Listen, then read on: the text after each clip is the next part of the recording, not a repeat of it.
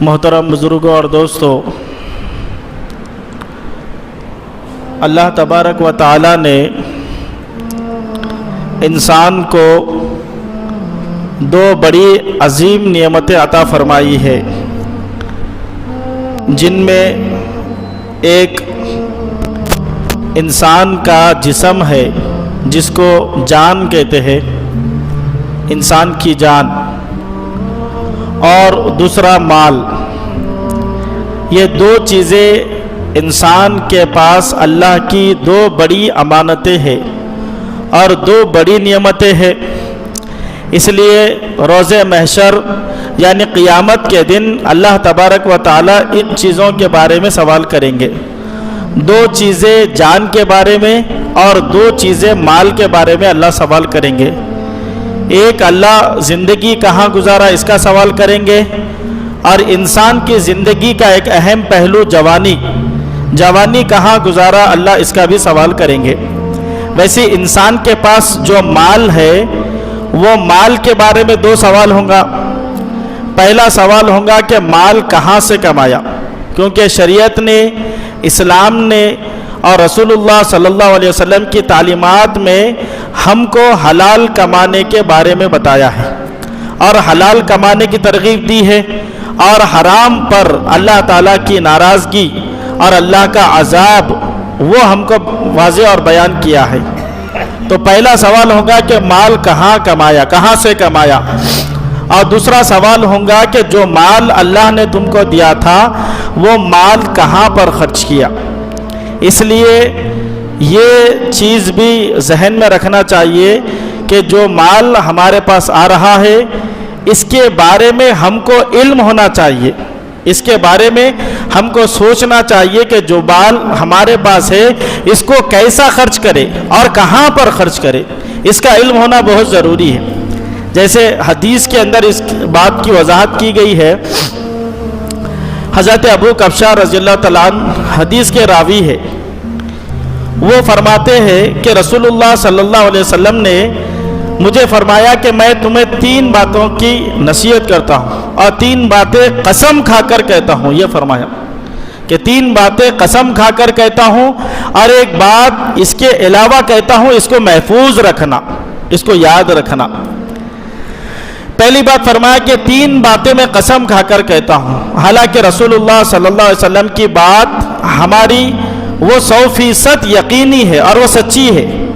قسم کھانے کی رسول اللہ صلی اللہ علیہ وسلم کی ضرورت نہیں ہے، لیکن اللہ کے نبی صلی اللہ علیہ وسلم نے قسم اس لیے کھائی تاکہ بات کو اور وزن کیا جائے اور بات کے اندر وزن اور زیادہ پڑ جائے اور لوگوں کے یقین کی گہرائیوں میں یہ بات اتر جائے۔ تو رسول اللہ صلی اللہ علیہ وسلم نے پہلی بات یہ قسم کھا کر کہی، فرمایا کہ میں یہ قسم کھا کر کہتا ہوں کہ مال خرچ کرنے والے کے مال کو اللہ بڑھاتے ہیں۔ یہ قسم کھا کر کہتا ہوں۔ بظاہر دکھنے کے اندر یہ چیز سمجھ میں نہیں آتی کہ بھئی مال اگر صدقہ ہوتا ہے، مال اگر خرچ کیا جاتا ہے راہ فی سبیل اللہ کے اندر، راہ خدا کے اندر، یعنی اللہ کی راہ میں اگر مال خرچ کیا جا رہا ہے تو مال تو کمی ہوتی ہے، لیکن یہ بات ایمان والے کو یقینی طور پر سمجھ لینا چاہیے کہ رسول اللہ صلی اللہ علیہ وسلم قسم کھا کر کہہ رہے ہیں، میں قسم کھاتا ہوں اس بات کی کہ مال خرچ کرنے سے مال کم نہیں ہوتا بلکہ اللہ اس کے مال کو بڑھاتے ہیں۔ اور دوسری بات فرمایا کہ میں قسم کھا کر کہتا ہوں کہ جو کسی پر ظلم کیا جائے اور وہ اس کو معاف کر دے، ظلم کرنے والے کو معاف کر دے، اللہ تعالیٰ اس کی عزت کو بڑھاتا ہے۔ اور تیسری بات میں قسم کھا کر کہتا ہوں جو مال کو جمانے کے لیے اور مال کو بڑھانے کے لیے لوگوں کے سامنے سوال کرتا ہے، ہاتھ پھیلاتا ہے، اللہ تعالیٰ اس پر فقر کا دروازہ کھول دیتے ہیں۔ یہ تین باتیں رسول اللہ صلی اللہ علیہ وسلم نے قسم کھا کر کہی۔ ایک تو مال کے خرچ کرنے والے کے مال کو اللہ بڑھاتے ہیں، جیسا ابھی میں نے خطبے کے اندر آیت پڑھی، اللہ تعالیٰ فرما رہے وَمَا أَنفَقْتُم مِّن شَيْءٍ فَهُوَ يُخْلِفُهُ وَهُوَ خَيْرُ الرَّازِقِينَ۔ اللہ فرما رہے تم مال کو خرچ کرو، میں تمہارے مال میں اضافہ کروں گا، نعم البدل دوں گا اس کا۔ تم جب خرچ کریں گے مال تو میں وہ خرچ کا بدل تم کو فوراً دنیا کے اندر دوں گا۔ اللہ تعالیٰ فوراً اس کا بدل عطا فرماتے۔ ایک بخاری و مسلم کی حدیث ہے، حدیث قدسی ہے، اللہ تعالیٰ خود فرما رہے یا ابن آدم انفق علی ما ينفق علیک، اللہ تعالیٰ خود فرما رہے اے میرے بندے تو مجھ پر خرچ کر، یعنی اللہ کی رضا کے لیے، اللہ کو خوش کرنے کے لیے اور اللہ کے قرب کو پانے کے لیے، اللہ کی محبت کو پانے کے لیے مال کو اللہ کے راستے میں خرچ کرنا۔ اللہ تعالیٰ فرما رہے تو مجھ پر خرچ کر، میں تجھ پر خرچ کروں گا، تو خرچ کر، اس کا بدل تجھ کو دنیا کے اندر دوں گا۔ اللہ تعالیٰ فوراً ریٹرن کرتے ہیں اس کا بدل۔ حضرت علی رضی اللہ تعالیٰ عنہ کا واقعہ کتابوں کے اندر لکھا ہوا ہے۔ حضرت علی رضی اللہ تعالیٰ عنہ کے پاس ایک سائل آیا، حضرت حسن اور حسین کو کہا کہ جاؤ جا کے فاطمہ سے کہو کہ گھر میں جو 6 درہم ہے وہ لے آئے۔ حضرت حسن اور حسین گئے، حضرت فاطمہ کو کہا رضی اللہ تعالیٰ عنہ، حضرت فاطمہ نے کہا کہ جو 6 درہم رکھے تھے وہ تو آٹے کے لیے رکھے ہوئے ہیں۔ حسن حسین آئے، کہا کہ بابا جان یہ کہہ رہے کہ وہ تو آٹا کے لیے رکھے ہیں۔ تو حضرت علی رضی اللہ عنہ نے کہا کہ جو سچا ایمان والا ہوتا ہے وہ جو اپنے پاس موجود ہے وہ خرچ کر دیتا ہے اور اوپر والے پر بھروسہ کرتا ہے۔ وہ 6 کے 6 درہم لاؤ اور خرچ کر دو، صدقہ کر دو۔ وہ 6 درہم لائے اور اس کو صدقہ کر دیا گیا 6 درہم۔ حضرت علی خرچ کر کے بھی اٹھے بھی نہیں تھے، ایک آدمی آیا، کہا کہ علی کیا میری اونٹ کو خریدتے ہو؟ کہا کہ کتنے میں دیتے ہو؟ کہا کہ 140 درہم کے اندر دیتا ہوں۔ کہا کہ دے دو، میں پیسے اس کے بعد میں دوں گا۔ کہا کہ ٹھیک ہے، وہ دے کر چلا گیا۔ یہاں پر باندھ دو، بولے یہاں پر باندھ دیا، چلے گیا۔ ابھی آپ اٹھے نہیں تھے، حضرت علی اٹھے بھی نہیں تھے، دوسرا آدمی آیا، یہ اونٹ کس کا ہے؟ کہا کہ یہ اونٹ میرا ہے۔ کتنے میں بیچو گے؟ کہا کہ اس کو 200 درہم کے اندر بیچوں گا۔ اس نے 200 درہم دیے اور وہ اونٹ لے کر چلا گیا۔ 140 جس سے لیے تھے، یعنی جس نے اونٹ بیچ کر گیا تھا، اس کو 140 درہم دے دیے اور 60 درہم حضرت فاطمہ کو واپس بھیجائے اور یہ کہا کہ دیکھو اللہ کے نبی صلی اللہ علیہ وسلم کے ہم نے زبان سے سنا، من جاء بالحسنۃ فلہ عشر امثالھا، جو 1 دیں گا اللہ اس کو 10 دیں گے اور 10 گنا بڑھا کے دیں گے۔ ہم نے 6 دیا، اللہ نے بدل کر 7 دے دیا۔ اللہ تعالیٰ بتاتا ہے کہ مال کے خرچ کرنے والے کا مال گھٹتا نہیں ہے، اللہ اس کے مال کو بڑھاتے ہیں۔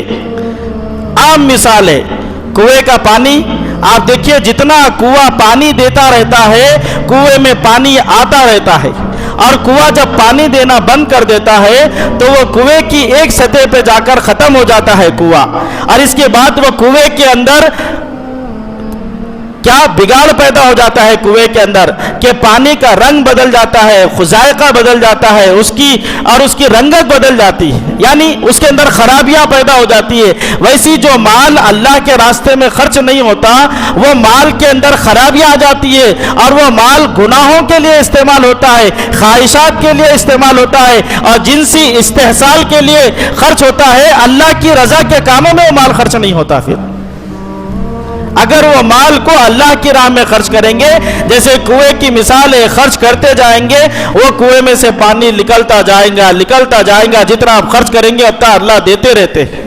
ویسے ہم اللہ کی راہ میں مال خرچ کریں گے، اللہ کے نبی کی پیاری زبان سے آپ صلی اللہ علیہ وسلم نے فرمایا میں قسم کھا کر کہتا ہوں اللہ اس کے مال کو کم نہیں کریں گے۔ جیسا قرآن کی آیت ہے سورہ بقرہ میں اللہ فرما رہے یمحق اللہ الربا ویربی الصدقات، اللہ کا شایع نشان اعلان ہے جو سود، اللہ فرما رہے ہم سود کو گھٹاتے ہیں اور صدقے کو بڑھاتے ہیں۔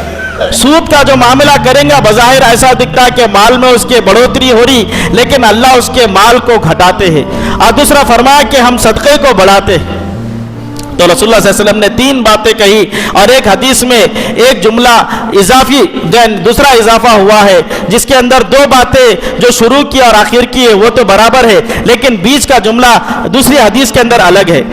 اللہ کے نبی صلی اللہ علیہ وسلم نے فرمایا جو میں قسم کھا کر کہتا ہوں جو صدقہ دیتا ہے اللہ اس کے مال کو بڑھائے گا، اور دوسری بات فرمایا کہ میں قسم کھا کر کہتا ہوں جو تواضع اختیار کرے گا، تواضع یعنی عاجزی اپنے آپ کو چھوٹا بنائے گا، جو اپنے آپ کو کچھ نہیں سمجھیں گا۔ آدمی جب اپنے آپ کو کچھ سمجھتا ہے، میرے اندر کچھ صلاحیتیں ہیں، یا میرا کچھ بڑا پن ہے، یا میرا کچھ اکرام ہونا چاہیے، عزت ہونا چاہیے، جب آدمی یہ چیز سوچتا ہے تو اس کے رویے کے اندر تبدیلی آتی ہے، اس کے چلن کے اندر تبدیلی آتی ہے، اس کے بولنے کے انداز میں تبدیلی آتی ہے۔ جبکہ آدمی کے اندر جب صفات آتے ہیں، اس کی وجہ سے تبدیلی آتی ہے۔ جیسے عام مثال سے آپ بات سمجھیے، جیسے مثال کے طور پہ ایک آدمی پیدل چلنے والا ہے، پیدل چلنے والے کو جب سواری آتی ہے، موٹر سائیکل یا کار آتی ہے، تو اس کے بیٹھنے کا انداز الگ ہو جاتا ہے۔ جب نئے کپڑے آدمی پہنتا ہے تو نئے کپڑے پہننے کے بعد چلنے کا انداز الگ ہو جاتا ہے۔ پرانے کپڑے پہننے والے کا انداز الگ ہوتا ہے۔ کسی کو بڑا عہدہ مل جائے، کسی کو بڑا منصب مل جائے، تو جیسا اس کا مرتبہ تھوڑا اللہ بڑھاتے ہیں۔ گھر کے اندر بھی کوئی عورت جو کہ صرف بیوی تھی، لیکن جیسا ساس بنتی ہے، جیسا ایک آدمی شوہر تھا، باپ تھا، لیکن جیسا سسرے بنتا ہے، تو اس کے اندر تھوڑی سی تبدیلی آ جاتی ہے، تھوڑا سا چینجز آ جاتا ہے، اور وہ یہ سمجھتا ہے کہ میرے اندر کچھ ہوا ہے، کچھ اضافہ ہوا ہے۔ یہ چیزوں کی وجہ سے تبدیلی آتی ہے۔ لیکن اللہ کے نبی صلی اللہ علیہ وسلم نے فرمایا، میں قسم کھا کر کہتا ہوں، جو تواضع کا اختیار کرتا ہے، یعنی اللہ کی بڑی بڑی نعمتیں آنے کے باوجود، اللہ تعالیٰ بڑے بڑے صفات سے اس کو آراستہ کرنے کے باوجود اس کے اندر عاجزی ہونا چاہیے۔ جیسا کہ رسول اللہ صلی اللہ علیہ وسلم کی زندگی کے اندر تھا خود، کہ اللہ کے نبی صلی اللہ علیہ وسلم اتنی تواضع کرنے والے تھے، آپ کو کتنا بڑا مقام ملا گیا۔ اللہ تعالیٰ خود فرماتے، میرے بعد کسی کا نام باقی رہے گا قیامت تک، وہ اے میرے حبیب وہ تو ہوں گا، فرمایا اللہ ذکرت الا ذکرت معیت، فرمایا کہ میرے نام کے ساتھ تیرا نام ہمیشہ باقی رہے گا۔ وہ رسول اللہ صلی اللہ علیہ وسلم کو اللہ نے وہ مقام و مرتبہ دیا تھا، معراج پر بلایا۔ اتنے نبی، جتنے نبی سوالات گزرے ہیں کم و بیش، کسی نبی کو اللہ نے اپنا دیدار نہیں کرایا، لیکن اللہ کے نبی صلی اللہ علیہ وسلم کو اللہ نے اپنا دیدار کرایا۔ اتنا بڑا مقام، اتنا بڑا مرتبہ۔ اس کے باوجود اما جان عائشہ رضی اللہ تعالیٰ عنہ فرماتی ہے، آپ کے چلنے کا جو انداز ہوتا تھا، وہ آپ ایسا چلتے تھے جیسا کوئی پہاڑ پہ چلتا ہے۔ پہاڑ پہ چلنے والا اپنے کھندوں کو جھکا کر اور اپنی گردن کو نیچے کر کر آگے بڑھتا ہے۔ اگر پہاڑ پہ چلنے والا کھندے کو اگر اٹھا کر اور پاؤں اپنے سر کو اگر اٹھا کر چلے تو وہ پیچھے گر جاتا ہے، وہ آگے نہیں بڑھتا۔ اللہ کے نبی صلی اللہ علیہ وسلم کا چلنے کا یہ انداز ہوتا تھا۔ پہلی کتابوں کے اندر لکھا ہوا ہے، ایک نبی آنے والا ہے، وہ نبی کی تواضع یہ ہوں گی، اگر چراغ کے پاس سے گزرے گا تو چراغ نہیں بجھے گا۔ چلنے کے اندر اتنی سادگی، اتنی عاجزی ہوں گی۔ اور ایک روایت میں آتا ہے، فرمایا کہ وہ نبی جب کسی سوکھی لکڑی پر چلیں گے تو فرمایا چلنے کے اندر ان کے پیروں کی آواز نہیں آتی، چلنے کے اندر ان کے پیروں کی آواز نہیں آتی، اتنا آہستہ سے تواضع کے ساتھ، عاجزی کے ساتھ قدم رکھا کرتے تھے رسول اللہ صلی اللہ علیہ وسلم۔ یہ تواضع تھی۔ جب فتح مکہ کے موقع پر اللہ کے نبی صلی اللہ علیہ وسلم فاتحانہ مکے کے اندر داخل ہو رہے تھے، جبکہ جو ہے قوم فاتح ہوتی ہے تو اس کو کتنا فخر ہوتا ہے کہ آج ہم ان سب پر قابض ہو گئے اور آج ہم ان کو فتح کریں گے۔ اب کتنا آدمی کے اندر فخر ہوتا ہے، لیکن روایتوں میں آتا ہے رسول اللہ صلی اللہ علیہ وسلم جب مکے کے اندر فاتحانہ داخل ہو رہے تھے، فرمایا کہ آپ اپنی گردن کو اتنا جھکائے، اتنا جھکائے، اتنا جھکائے، آپ کا امامہ بندھا ہوا تھا، وہ امامہ جو کہ کالا تھا، روایتوں میں آتا کہ آپ کا امامہ جا کے اونٹنی کے سر کو لگ رہا تھا۔ اتنا آپ نے اپنے آپ کو تواضع پیش کیا، عاجزی پیش کی کہ ہم کچھ نہیں ہے، جو کچھ ہے میرے رب کا دیا ہوا ہے۔ آدمی کے اندر یہ استحضار ہونا چاہیے ہمیشہ کہ میرے پاس جو کچھ ہے، جو کچھ صلاحیتیں ہیں، وہ میری اپنی نہیں ہے، یہ میرے اللہ کی دی ہوئی ہے۔ ویسی مال کے اندر جب اضافہ ہوتا ہے تو مال کے آنے کی وجہ سے آدمی کے اندر تبدیلی آتی ہے۔ تو اللہ کے نبی صلی اللہ علیہ وسلم نے فرمایا، میں قسم کھا کر کہتا ہوں، جو تواضع اختیار کریں گا اللہ تعالیٰ اس کی عزت کو بڑھائیں گا، اللہ تعالیٰ اس کی عزت کو بڑھائیں گا۔ اور تیسری بات نبی صلی اللہ علیہ وسلم نے فرمایا کہ جو اللہ کی راہ میں اپنے مال کو بڑھانے کے لیے جو لوگوں سے سوال کریں گا، اللہ تعالیٰ اس پر فخر کا دروازہ کھول دیں گے۔ اس کے بعد نبی صلی اللہ علیہ وسلم نے فرمایا، ایک بات جو میں تم کو بتاتا ہوں، اس کو ذہن میں رکھو، یہ بات پوری مکمل کر کے اس کے بعد میں وضاحت کروں گا۔ اللہ کے نبی صلی اللہ علیہ وسلم نے فرمایا دنیا کے اندر 4 قسم کے آدمی ہے، دنیا کے اندر 4 قسم کے آدمی ہے۔ فرمایا پہلا آدمی وہ ہے جس کو اللہ نے علم دیا کہ مال کو کہاں پر خرچ کرنا چاہیے، اللہ نے اس کو علم دیا اور اللہ کی رضا کے مطابق اللہ نے اس کو علم دیا اور اللہ نے اس کو مال دیا، مال بھی دیا علم بھی دیا۔ علم کو سا کہ مال کو کہاں پر خرچ کرنا چاہیے، اللہ کی رضا والے کام کون سے ہیں جس سے کہ اللہ خوش ہوتے ہیں، اللہ کی رضا حاصل ہوتی ہے، اس کو اس کا علم ہے۔ فرمایا اللہ کی رضا کے مطابق وہ مال کو خرچ کرتا ہے۔ فرمایا قیامت کے دن سب سے اونچے درجوں کے اندر یہ آدمی ہوں گا۔ فرمایا اور دوسرا فرمایا جس کو اللہ تعالیٰ نے مال نہیں دیا لیکن علم دیا کہ مال کہاں خرچ کرنا چاہیے، تو فرمایا کہ جو اللہ نے اس کو علم دیا ہے وہ علم کی بنیاد پر وہ دل کے اندر تمنا کرتا ہے کاش میرے پاس بھی علم ہوتا تو فلاں جو پہلا نمبر کا جو آدمی ہے جو اللہ کی راہ میں اللہ کی رضا والے کاموں میں مال خرچ کر رہا، اگر اللہ مجھے بھی مال دیتا تو میں بھی خرچ کرتا۔ تو فرمایا اس کی نیت کے مطابق یعنی اس کا صحیح علم ہونے کے مطابق جو مال کو صحیح جگہ پہ خرچ کرنے کی نیت کر رہا اس کے مطابق یہ بھی قیامت کے دن اونچے درجوں کے اندر ہوں گا۔ اور تیسرا آدمی وہ فرمایا جس کو اللہ نے مال دیا لیکن علم نہیں دیا، اس کو علم نہیں ہے کہ مال کو کہاں خرچ کرنا چاہیے، تو وہ لہو لعب کے اندر، کھیل کود کے اندر اور نفسانی خواہشات کے اندر اور بیجا اسراف کے اندر مال کو خرچ کرتا ہے اور اللہ کے ناراضگی والے کام کے اندر مال کو خرچ کرتا ہے۔ فرمایا قیامت کے دن یہ خبیث ترین درجوں کے اندر ہوگا، فرمایا خبیث ترین لوگوں کے پاس اس کا حشر ہوگا قیامت کے دن۔ اور چوتھا آدمی فرمایا کہ جس کو اللہ تعالیٰ نے علم بھی نہیں دیا مال بھی نہیں دیا، نہ اس کے پاس علم ہے نہ اس کے پاس مال ہے، لیکن اس کی تمنا ہے، اس کا ارادہ ہے اگر میرے پاس بھی مال ہوتا تو تیسرے نمبر والے کی طرح کھیل کود کے اندر اور لہو لعب کے اندر اور نفسانی اور جنسی خواہشوں کے اندر اور اللہ کی ناراضگی والے کاموں کے اندر مال لگاؤں گا، تو فرمایا یہ بھی تیسرے نمبر یعنی خبیث ترین لوگوں میں اس کا بھی حشر ہوگا۔ تو یہ 4 قسم کے آدمی دنیا کے اندر ہوں گے فرمایا۔ اب اگر ہم دیکھیں تو یہ 4 قسموں میں اللہ کسی نہ کسی قسم میں ہم کو رکھتے ہیں اور ہیرا پھیری بھی ہوتی رہتی ہے۔ ایسا نہیں ہے کہ ایسا کہ جو آج آدمی کے پاس مال نہیں ہے تو کل نہیں آئے گا، کل بھی آ سکتا ہے مال۔ آج جس کے پاس مال ہے ہو سکتا ہے کل اس کے پاس سے اللہ مال لے لے۔